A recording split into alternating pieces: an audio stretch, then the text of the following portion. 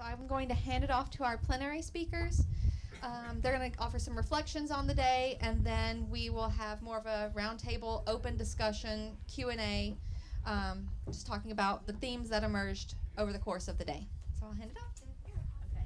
I'm going to pass the mic to my friend to my right here. Switch mics. Okay, right. Okay, so I've got really two observational points that may be a little bit controversial, but together they link up about more than a handful of the talks that we've heard so far.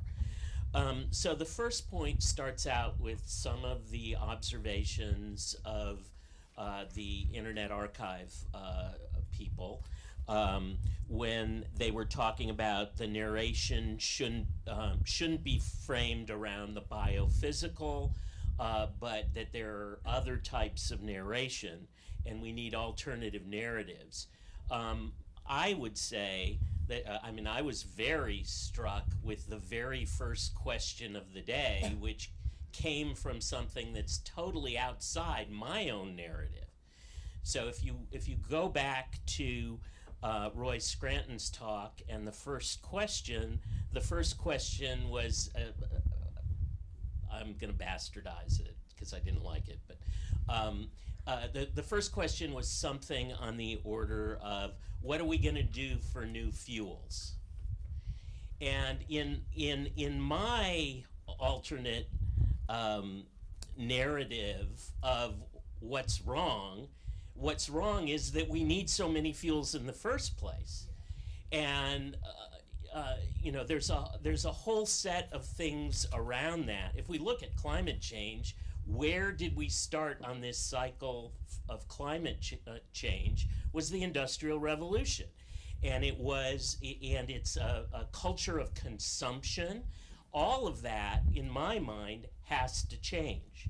And we've seen we've seen threads throughout the day about, not accepting the way things are, and we have to radically change. Open access, for example, that we really have to change the full agenda, and it's not enough to just accept this kind of basic narrative. So that's point one.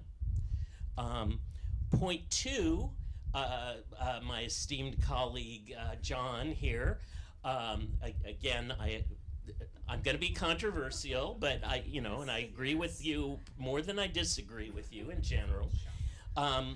That both he and the speaker after him talked essentially about tricking the students. And, for me, well, I teach in New York. You don't want, you can't do that, first of all. But I think that there's a more important underlying piece to this, which is about being out front about things like ethics and being out front about how a career in career, I hate that word, a workspace in the area of librarianship, archiving, things like that, means a commitment to ethics. And I know with my students, I tell them, hey, if you're not into that, don't go in, don't waste your money on this program, which is very expensive at NYU. That is part of it, and that, for me, that has to be very out there and upfront. And beyond that, beyond the ethics, is also this kind of volunteerism, democracy, grassroots kind of thing, which leads me into some of the other talks. Just as an example, Fred's talk on disaster prevention. Well, yeah, it's fine to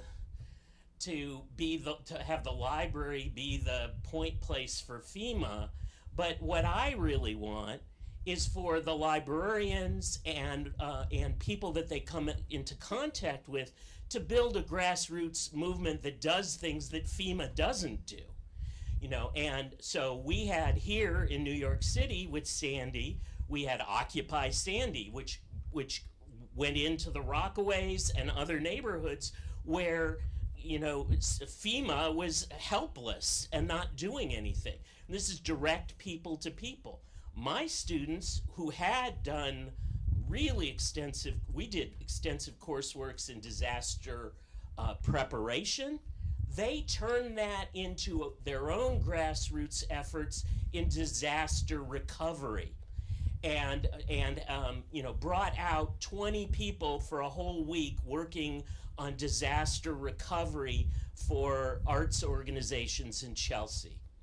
You know, so that kind of grassroots thing, you know, to me that kind of links up with my first point, which, you know, about the different narrative. The different narrative is not a top down, it's a bottom up, it's a, you know, a grassroots kind of involvement with these things. So I'll shut up. So can y'all hear me? Is this on? Cool. So since I have not yet been at the mic, my name is Eira Tansey. I'm an archivist from Cincinnati, Ohio, and I will be talking to y'all more tomorrow about some more mapping stuff. It's gonna be intense, so I hope you get a good night's sleep tonight. So I'm gonna hold myself to like lightning talk timeline here, because I've kind of, even though I'm a digital archivist, I've switched back to capturing my thoughts on paper. I find it makes me more coherent when my brain is buzzing around quite a bit. And there's two things I want to talk about. So how many of you here are familiar with some of the work of environmental historians? Anyone read anything by Bill Cronin or Carolyn Merchant? Okay. Bill Cronin and Carolyn Merchant are some of the just foundational writers for environmental history. And I've been on the road for almost the last 6 weeks, starting with the Environmental History Conference that happened this year in Chicago. And I'm going to try to bring this full circle, but what was interesting about the Environmental History Conference in Chicago is, first of all, y'all should go there. They need more librarians and archivists there, and they love librarians and archivists. There is a lot about hope there. There's all sorts of sessions about teaching hope in the classroom. And this is because one of the things that environmental historians are really reacting against is what they call the declensionist narrative, right? The short version of the declensionist narrative is we fucked it all up and now we're fucked. Right? Okay, so that's the declensionist narrative. We once had a good earth, we fucked it all up, and now we're fucked. And I personally, so I was an activist a long time before I was an archivist. You know, I was like protesting the Iraq War before I could vote. So I've been an activist a long time before I became an archivist, and unfortunately I've had to relearn a lot of my activist lessons in the last 6 months, things that I thought I didn't have to deal with anymore. So I really reject the narrative of we're fucked. I cannot more strongly reject it. And that's not because we aren't fucked on some levels, right? There is a certain level of fucked upness that is baked into our system, and God, I hope my tenure committee is not watching this live stream right now. But there is a certain level of fucked upness that is baked into the system, and I acknowledge that, and it will be that way as long as we're living in a capitalist fossil fueled economy, right? But my problem with we're fucked as a narrative and as a declensionist narrative is I think it absolves us from actually looking at our own responsibility, right? And it absolves us of this idea that we need to work towards a more just world, whatever that looks like. And probably everyone in this room is going to have different ideas about what that looks like. The other thing, too, is I want to... I really want to thank a couple of people in the room, but particularly my friend and colleague and research partner, Ben Goldman, for rescuing the idea of hope that I was a little afraid was going to be lost there. I'm part of a feminist book club in Cincinnati, and shortly after the election, we read Rebecca Solnit's Hope in the Dark, which honestly, one of the few things that has been making me be a functional person in the last 6 months has been reading Rebecca Solnit. And so she talks a lot about this concept of hope, that it's sort of a third way between optimism and despair, optimism and pessimism. And she says, she has a wonderful line that really resonated with a lot of people in my reading group, where they talked about, where she said in her book, hope is an axe that you use to knock down doors with. Hope is an axe that you use to knock down doors with. You don't know what's on the other side, right? It could be worse. There could be a zombie on the other side. But it is a tool. It is a tool you use. And I really respond to that because, why the hell did we all get on planes to burn more carbon fuels to be here in this room together? Unless we have some kind of hope for the future.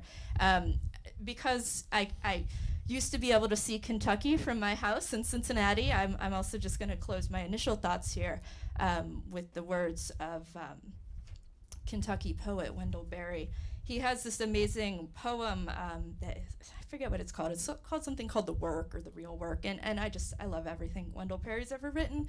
If you feel like you just need to throw yourself into a void, stop, read some Wendell Berry. He will help you climb out of that void.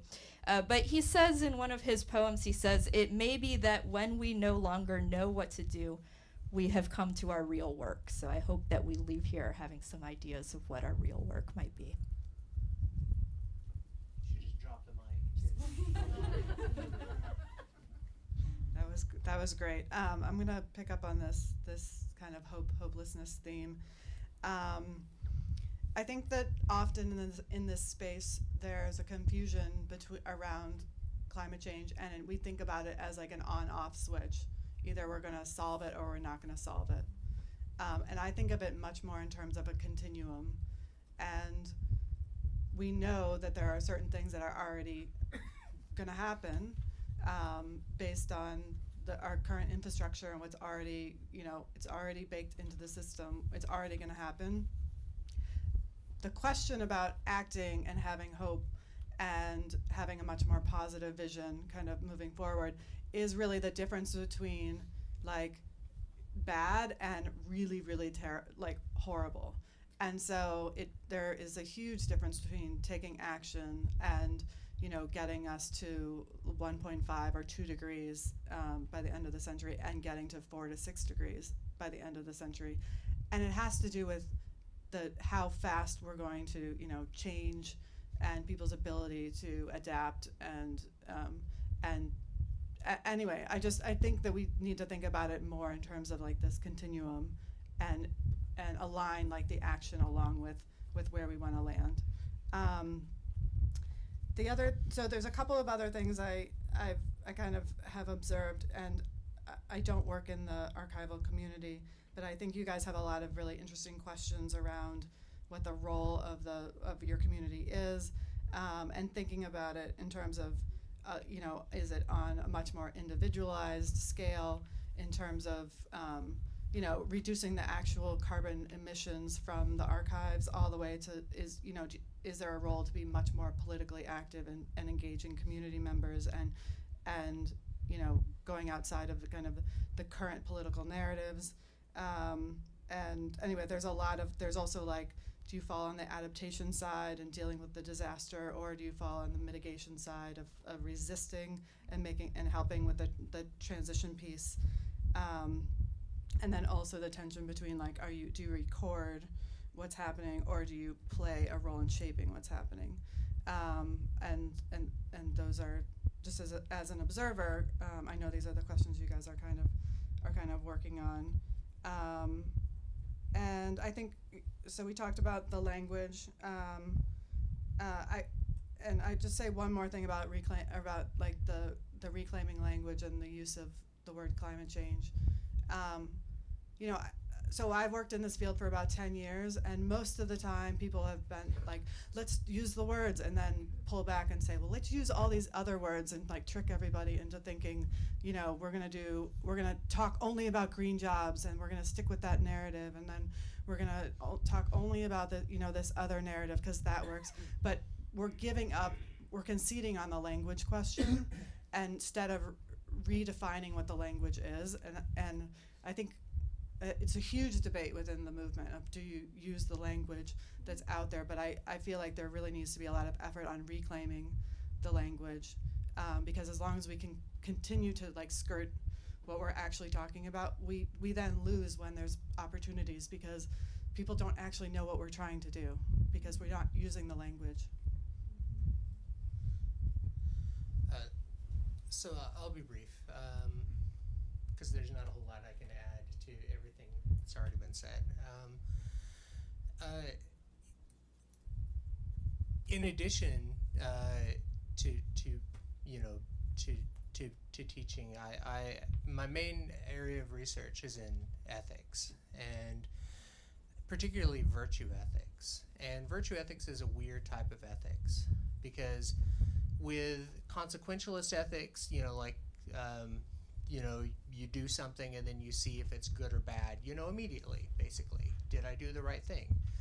With Kantian or deontological ethics, there's a law, there's a rule, there's a contract, there's a code, there's something that you're either adhering to or you're not adhering to. And so you know immediately that you've done the right thing or you've done the wrong thing and you should feel bad. With virtue ethics, you don't know if you've lived a virtuous life until you're dead, until that moment of death. You have no way of knowing if you have flourished or if you have not flourished. So in any given moment, you can't tell, I'm a good person, I'm a bad person. And so what you try to do is develop habits, habits of good character. So the virtues are really only those things that you feel will get you closer to the sense of who you're supposed to be, what you're supposed to do. But you never can know if you make it or not. And so projecting this onto sustainability and climate change, what I would think is we'll never know, I really hope we'll never know if we've successfully destroyed our planet or not. Those of us in this room, we won't know. But what we can do is we can sit down and decide, these are the virtues, these are the things that I find meaningful, these are the things that I believe will get me closer towards the outcome that I feel is leading to flourishing, is leading to the best possible outcome. And ultimately, from a virtue ethics standpoint, it doesn't matter if you get there or not, as long as you know that you've done everything every step of the way to move closer to that idea that there is no good or bad action in virtue ethics. The closest thing to a transgression you can get is something called akrasia, a vicious behavior, which means that you've been incontinent. Effectively you've wet the bed. So there is no evil. There's only not controlling yourself and living with the consequences of not controlling yourself. So that's my profound addition is let's stop peeing ourselves if we can help it. And it may be enough, it may not be enough, but at least you're not going to smell like pee until the world ends. So that's all I got. Anyone want to react to anything any of the other panelists said? I think we should We hear can open from it up. everyone else. Take one of your mics. Take it, You please. have another mic? Yes, we have one. It's a off.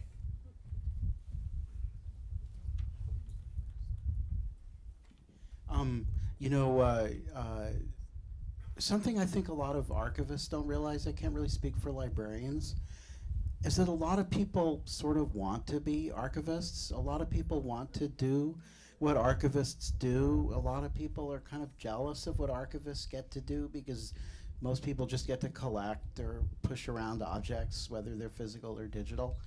And coupled with that, the sort of self-esteem, the social self-esteem of archivists as social actors is low.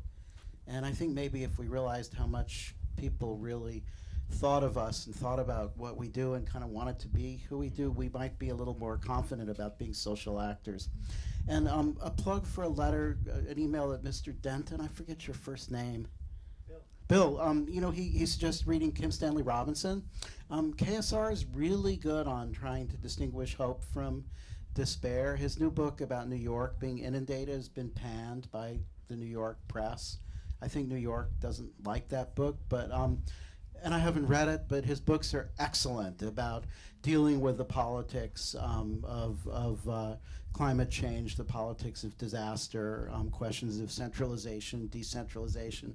Really, really good read. They're thoughtful, great books, and they've really helped me think some of the stuff through. Okay, no more. So a quick addendum to Rick's first point about the general public really liking archiving. We're actually, if you look around the hall, we're teaching a class this summer for the general public on do-it-yourself archiving, which is, you know, in a sense saying that we do know something. We're not, you know, really superior to the individuals out there collecting, but they're tips that we can make, and we, you know, there is some pride in being able to share that. So. Come on, Rick, of course I have to respond to that, right? I feel like you set up that question for me to respond to. So there's, some of you who are archivists in the room may know that in the 1980s, the Society of American Archivists commissioned a report called the Levy Report. And it was basically a way to look at, like, why do archivists do some of the most important jobs in the world, like, you know, making sure that people can go to Washington, D.C. and see the Constitution, and we don't have the resources to do our jobs, right? And so there's a very famous line from the Levy Report that says archivists, I hope I get this right, I think it's, archivists have the impotence of virtue. And I read that line like when I was in library school, and I think about it on an almost weekly basis. So bottom line is the public values, and David Gracie, who was a Texas archivist, has also said that the public values archives, they do not value archivists.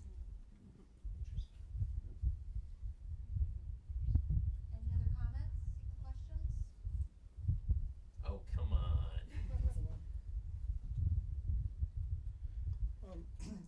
Part of the response to for FEMA, or the lack of response by FEMA, was there was a guy in Texas, I think his name was Senator Ted Cruz, who for several months blocked an awful lot of the funding that was supposed to help FEMA to respond. And one of the slides that I showed on the disaster preparedness, one of the abstracts of the literature, that what the libraries were saying was that a lot of people found that they were able to get services at the library that they weren't able to get from other government agencies. And I think that this is one of those examples in terms of what do you have when there are institutional roadblocks and barriers put in front of a library or an archive. And I think that we're seeing them taking place right now with the current administration that are closing down archives. And I think that they have a mindset that if you take the science away, the data isn't there, the problem goes away. And sure, and you know, of course, there are important roles like that. I mean, our crew has worked in Katrina, post Sandy, and we have worked with government agencies. But you know, the point I was trying to make is about empowerment. It's about, you know, instead of saying we're gonna let, you know, FEMA do it, it's we're gonna take things into our own hands. We're going to do it ourselves on a person-to-person basis, and it's not just wait. You know, to me, that's part of the whole problem that we're facing anyway, is that we feel powerless, and instead, I would like to see a world where we go out and do things, and not just you know, kind of act as conduits for a government agency, but actually reach people where their needs are. I mean, that's a principle. That's an ALA principle. Speaking of ALA, I wonder how many people have heard of their new IMLS grant, Transforming Communities. Do I have it right? Libraries Transforming Communities, where they're actually training thousands of librarians to be facilitators of dialogues in their communities. All the webinars, I believe, are free, and then they're doing a lot in person. So just to speak to your question, I do agree. It's like, I like the idea of having experts come to the library and we greet them and there they are, and we go take a back seat and, you know, welcome the latecomers. But I do agree, like, the librarians should be as often as possible, leading the discussions. And something I'm interested in is having librarians learn how to lead climate conversations in their library. So whatever form that takes. I mean, there's so many ways we could do it. Maybe we do show a film and then discuss it, but that we're part of the conversation right up front. And one more thing, I want to invite you. I'm a part of Sustain RT Libraries Fostering Resilient Communities, which is an ALA roundtable. On June 8th at 12:15, you can log on for a free webinar that we're offering with an author. I don't know if people have heard of Bob DePelt. He's wrote a book just recently called Transformational Resilience and has a long, long subtitle. But basically, he works all around how to help communities build social capital so that they can respond in a strong way to the climate catastrophe that is upon us. So Bob DePelt on Thursday, June 8th, 12:15. It's only going to be a half hour. It's free. Please join us. And it's a chat conversation with him. We're going to do sort of a mini interview, but I'm really excited about the work he's doing, and I'm really curious how he's going to be able to make the bridge toward what we do in libraries. I don't know that he's there yet. I'm going to sort of hope he can take us there, but we might have to bring him along and teach him too.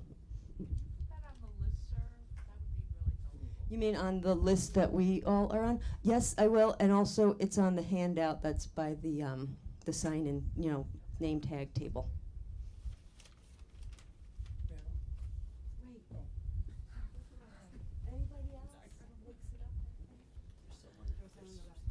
Several hands. Oh no!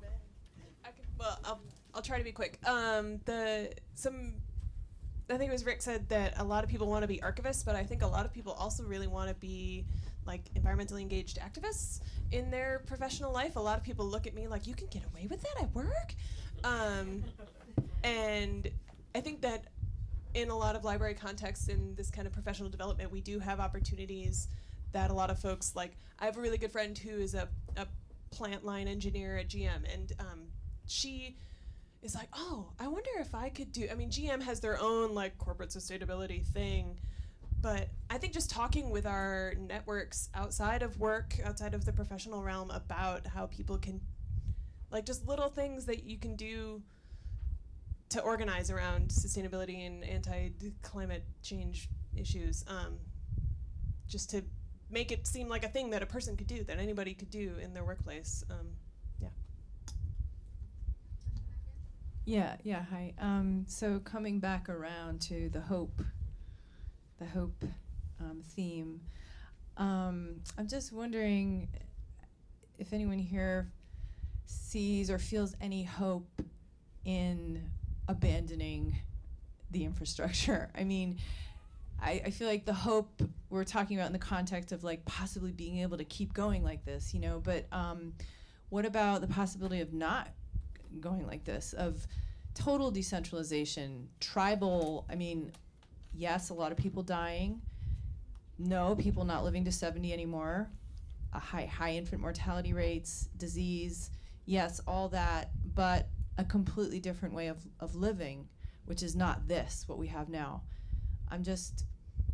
Because I feel some hope there, and I'm just wondering if anyone else feels any hope in a completely abandoning what we have. No. That's a no. So, okay, I think you have to be really careful about that, because that's the same road that the Unabomber started down, right? The Unabomber was like, yeah, so I think, but someone brought up, I don't remember, Rick, it might have been you, the Whole Earth Catalog, right? And so I think that there's, I think that there's not, I think it's really important not to romanticize that. So like some of you who know me know this, my big hobby is hiking, right? Last year I hiked 300 miles through Kentucky. And so I do not romanticize. Like, I mean, I kind of do because I spend discretionary income and time on like going out and sleeping in the woods, but like, I don't want to live that lifestyle. Like, and so I think we have to be really, really careful because it always ends up sounding like a new age version of the white person's burden, right? And like, you know, and like, I don't know. I just have really strong reactions to this because like, who's giving up what, right? That's what this comes down to. Is it like wealthy like Americans giving up things? How do we distribute the workload? And you know, there's that old phrase that like anarchists don't always have all the answers, but they ask the best questions. And I think that's sort of where I think that conversation needs to go, is asking those questions rather than proposing answers to Yeah, I'm questions not an that haven't been anarchist, asked. by the way. Just make things clear. Can yeah, I go follow ahead. up on this? Well, I was roommates with the guy who's the philosopher that the Unabomber got his ideas from. Yes. I was roommates with John. Yeah. Okay. So, and of course, I've had many arguments with him over the years, and I don't see eye to eye. But I don't think that I don't think that that's the worst scenario in the world. But what I would like to say in response to your question is that no matter what, I would rather live in a society where neighbors know each other, and they support each other, and they do things together. I would rather live in that kind of world than the world that I live in now. And I don't think that it means, a total destruction of the, it doesn't have to mean an absolute total destruction of the entire infrastructure, but I wouldn't mind if a good part of it went away. The part that creates the kind of alienation between people, the part that creates, massive stratification between rich and poor, between haves and have-nots of anything, not even knowledge, information, which is our realm, of course. So. Yeah, I mean, I would also say that I think we need to start thinking about what it could look like. That's not just thinking about taking away stuff, but thinking about how can we own our own energy, how can we live in livable and walkable communities so we're like using less energy, how can we have less stuff and share and reuse and have things that we repair again, how can we have, like as we move away from fossil fuels, we'll have better health outcomes, a change in values and valuing time over and relationships over things that we purchase, and so I think that we need. Those are just some of the things that I think about when I think about. It's not, we're not really giving up. We're giving up some stuff that we actually don't need, that don't necessarily make us happy, and we're thinking about what kind of world we want to actually be in that would have more connectedness with your neighbor, because you have one car for 50 people and everybody shares it, or you're not having a lot of clutter in your home. I mean, there's a lot of things to think about there. The other thing I think about, there was a really great article, I don't remember who wrote it, that was published on Medium right after the Trump administration election, and it just talked about this period of time that we're entering in, which is like holding on and grasping on, and we're at the end of something, and what's happening politically is people are like saying like, oh, things are changing, technology is changing, information is changing, the climate change in oceans, and there's all this change, and they're like holding on to it, but actually we need to be thinking in the 2020 and beyond, to like really big questions around sustainability, work and technology, and like what people are going to actually do for income, living in a society that's where people move around, and how do we all kind of get along, and dealing with massive inequality that currently exists. So I think we should be thinking about like big challenges ahead, and those kinds of things. When we're really thinking about those kinds of challenges, that's kind of what gives me hope in terms of thinking about something that's new, and that I would like to believe that we're like ending something and we're starting something new. Yeah, I guess the only thing I'd like to add to that is I want to live to 70. I don't think it's unreasonable. Maybe even a little bit more. The other thing is I love libraries and archives, and I'm afraid because it provides so many different experiences and so many opportunities to encounter cultures beyond what you might encounter in a 40-mile radius if we're back to sort of a tribal infrastructure. And the third thing I'd like to say is I already kind of live in a theocracy in Alabama. And if you think it sucks right now living in a patriarchal theocracy the way we have it, imagine living in the patriarchal theocracy after secular society is given up willingly. So I would be in the reformist camp as well. Well, I do imagine that because I'm not posing this as a choice. Yeah. Like, which one should we root for? Right. I'm posing it more as like we're fucked scenario. Sorry. Yeah. And since we're fucked, what kind of hope can we grasp onto? Since I do believe we are fucked, and it just there's a story about a woman who grew up. Her parents were anthropologists, and she grew up in a rainforest somewhere until she was like 18. Her whole life. I mean, she never owned a pair of shoes. She grew up total subsistence. I mean, getting water in baskets, and I mean the whole thing. And then when she turned 18, she wanted to go to school, so she went to live in Germany, and she literally went to the train station. Somehow she got there and she didn't have shoes.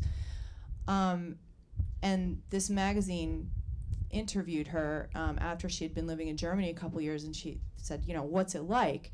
And she said, well, it's so much easier physically, but it's so much harder spiritually. And so that's just always stuck with me. It's just interesting, and I'm definitely not posing, I don't think I'm romanticizing it. I think I understand it's going to be horrible and hard, but I think it's important to try to find some hope scenarios within something that I see as being inevitable, so we don't kill each other.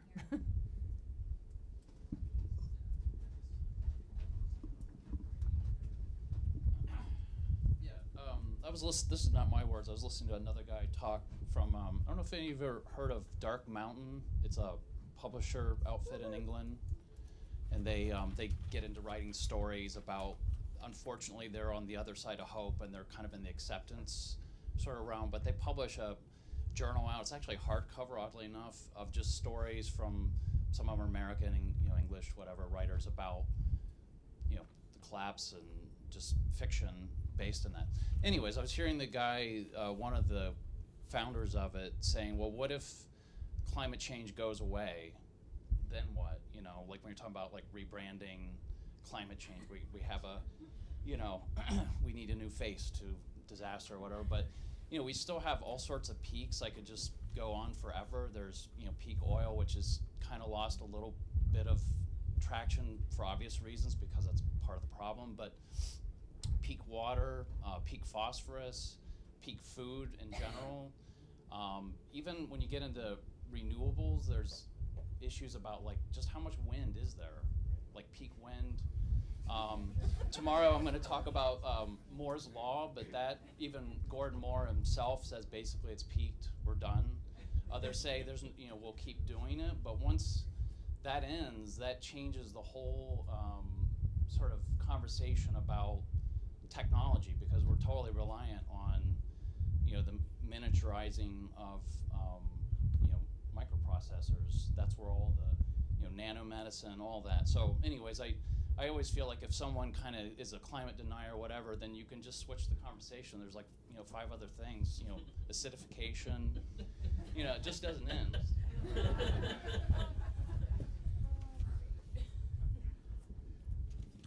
Can I just, stand up for what Jody said? Because I want to be able occasionally on a hot day to be able to take 2 showers, and,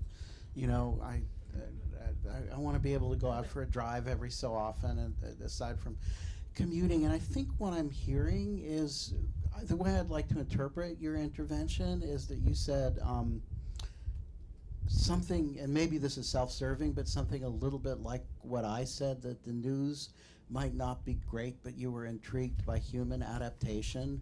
What was going to happen if humans really had to adapt to a very, very different situation?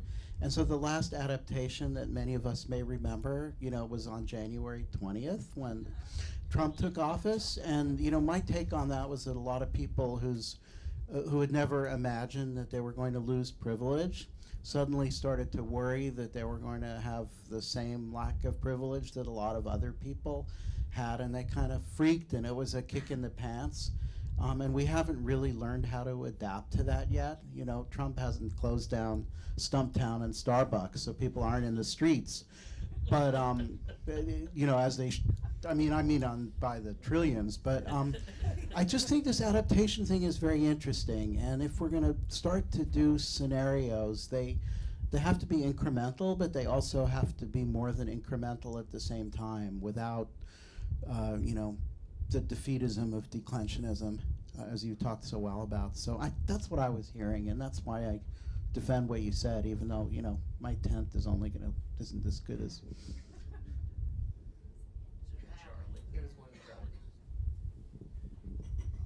I'll just be really quick too, because I think just want to echo that a little bit, that it also seems to be important to acknowledge in these conversations when we're talking about sort of like the collapse of the world as we know it, that maybe we should remember too that there are many other groups of people for whom there has already been collapses. I mean, to be betrayed by your government is the norm, not a new thing.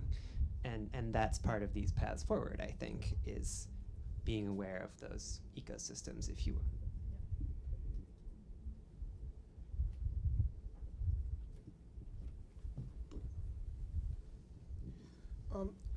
The problem I have about adaptation, we live in a world that's we live in a greenhouse gas constrained world, so we learn to adapt. So that means that we're going to learn how to live with the consequences of living in that greenhouse gas constrained world. When I think that the directions that we need to be taking is looking at what are the strategies that we can implement so that we don't live in a world that we can live in a world that is no longer constrained by greenhouse gases, which means you got to solve the solution. Adaptation doesn't get to the root cause. Adaptation masks the consequences of the root cause. It's like a doctor giving you opiates because you got a back problem, when what you really need is to have back surgery, but for a variety of reasons you don't get back surgery because, one, you don't have insurance, the doctor doesn't want to do it, or otherwise you're just saying, here's a pill that'll make the symptoms not feel as bad. And that's the problem with adaptation, is it doesn't solve anything. It just says, here, cope.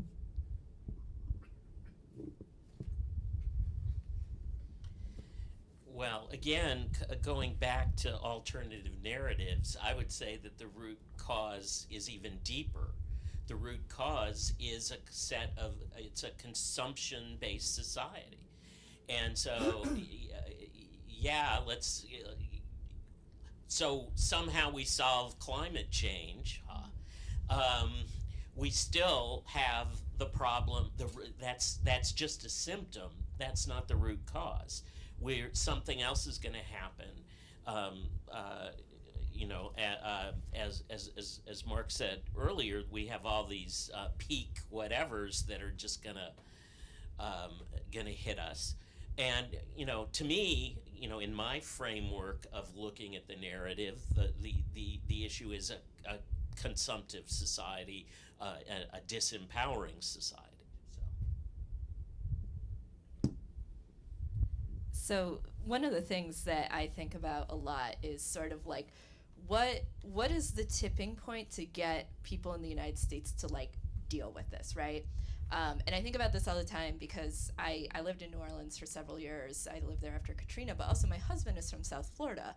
And so, you know, if you are following, like, you know, rising sea levels, all these things, like, you know, Miami is sort of on the front lines, you know, in terms of, obviously there are other frontline communities, particularly indigenous communities in Alaska and the Gulf Coast, but in terms of large, developed metropolitan areas, Miami's probably going to be really high up there. And you know, every time we go there twice a year, every time we go there, it's just we go hang out, we party in Miami, and it's like, what is all this development down here? Like, do they know? Like, has anyone given them the memo about what's going on? And like my husband will like sort of like slyly send these emails to his parents about, like, you know, all these there's some Florida homeowners that are now selling because they're worried that if they wait too long, then they won't be able to. So anyway, what this brings me back to is I have a pet theory, and I'm curious if anyone else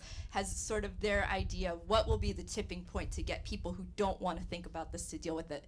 My theory is once insurance companies stop underwriting certain areas. And I think if you follow this, there are actually already insurance groups that are looking at these issues. You know, there's one group that does not believe climate change is a hoax, and it's the insurance industry. And so I think it'll be really interesting once we start seeing how insurance underwriting changes in certain areas. To me, that's going to be the trigger. I don't know, short of, you know, fixing all of these societal problems that we talked about, I don't know what else is going to trigger it. So I don't know if anyone else has thought along those lines. Or is this like the point where we all need a beer?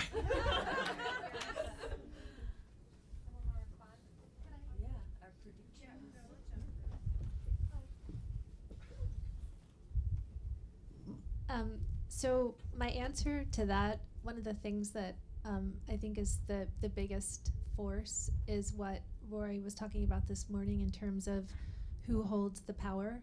And even in that scenario, even if Miami, like as these cities confront such financial loss, cultural heritage loss, etc., as long as the industry and power base remains standing, I'm skeptical that that's the tipping point, unfortunately.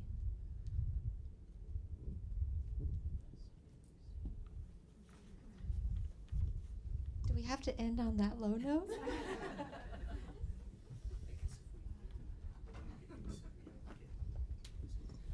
I don't know if I have a higher note, but I just think, I don't know, I think one of the problems with making people sort of feel like they can respond is in part the, you know, we're all fucked narrative, you know, which is I think prevalent. And I think that that's maybe some of the, I've been really kind of trying to wrap my head around the language problems associated with all of this. Like, if like we shouldn't talk about climate change because it will be like co-opted by like neoliberal stuff. If we shouldn't talk about climate change because it scares people and like then makes them think that they're totally powerless and can't do anything to change it. But to me, I think that it's it has to be a local thing. Like, people are only going to understand it when it's them. I mean, and so I don't really know the best way to make people wake up to it until it's like the water is at their door, right? So you know, I don't know. I mean, I don't know, but I think to me that's the only reality. So I think and then if we're all informational, you know, information professionals in these institutions that we work in, we need to think about, I guess, how we can, I don't know, engage the local people that are around us and make them realize how this is affecting their community. And I think that there's the problem of the things that are happening now locally are not being adequately connected to the issues of environmental change. I mean, like a lot of the problem with you know, the controversy over immigration or people's fear of migration, I mean, that's climate change. And like, but that narrative is being disassociated from that problem. And so I don't know, I mean, to me, it's like a rhetorical problem. A lot of this is a rhetorical problem. And even, you know, in some of the reading that we did for our project, a lot of people talked about even just talking about Anthropocene as an epoch, as a new age, is like just giving this age a lot of power in a way that is just ignoring sort of the history of environmental change and like the history of, I don't know, like it's just making us exceptional in a way that we don't deserve to be. And then it's just reinforcing sort of the technocratic power structure that already exists. So I don't know, to me, a lot of this is a language problem that I can't really unpack fully, but that's kind of where I'm like left at the end of this day, full of many amazing ideas. Just super duper quick. I resonate with a lot of what you're saying, and that's why I think that as we teach information literacy, we also need to be teaching formal rhetoric, political speech, political communication. I think that there are thousands of years of communication technology designed to help persuade, listen, and unite that we don't have access to because we're information professionals instead of rhetoricians. So I would strongly advocate including that in our official toolkit. So. Hey everyone. I don't really know that I have a very smart comment to offer, but hearing the conversation, I just thought I'd tell you something my boss told me when I told her very early on what I was working on for this talk. She was actually kind of horrified, and she basically dismissed it entirely and said, I mean, why would I want to live in a world where gas masks are more useful and needed than Shakespeare?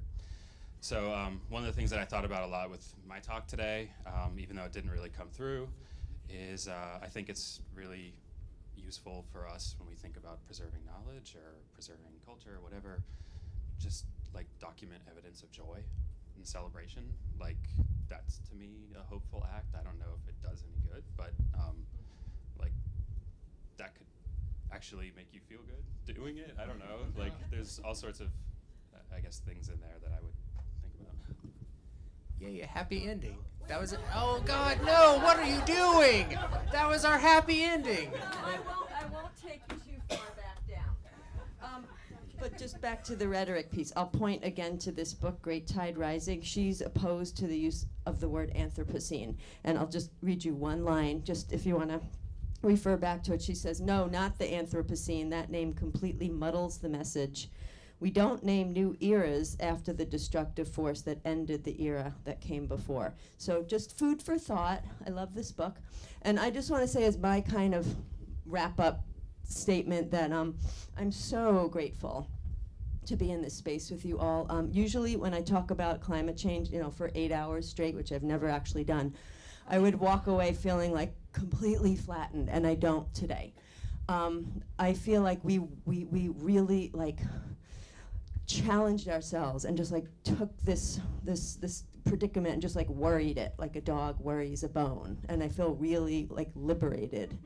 And lots of other things too. But thank you so much, and I'm really looking forward to having another chance at it tomorrow. And Rory, you wanted to say something? Because we haven't heard from you today. Rory! I just wanted to add to what Nora was talking about in terms of the problems with the Anthropocene.